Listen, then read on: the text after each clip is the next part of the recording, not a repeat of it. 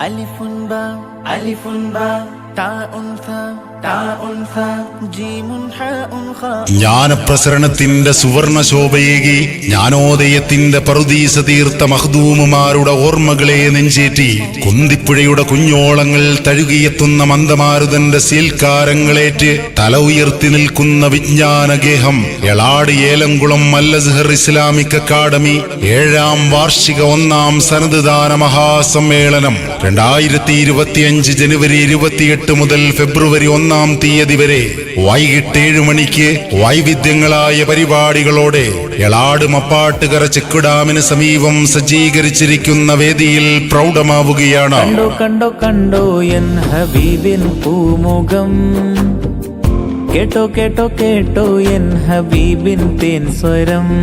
പരിപാടികളുടെ ആദ്യ ദിനമായ ജനുവരി 28ാം തീയതി ചൊവ്വാഴ്ച വൈകിട്ട് 7 മണിക്ക് ബഹുമാനപ്പെട്ട സാലിഹ് ഹുദവി തൂത മതവൈജ്ഞാനിക സദസ്സിന് നേതൃത്വം നൽകുമ്പോൾ 29ാം തീയതി ബുധനാഴ്ച വൈകിട്ട് 7 മണിക്ക് ബഹുമാനപ്പെട്ട EP അബൂബക്കർ കാസിമി പത്തനാപുരം മതപ്രഭാഷണം നടത്തുന്നു.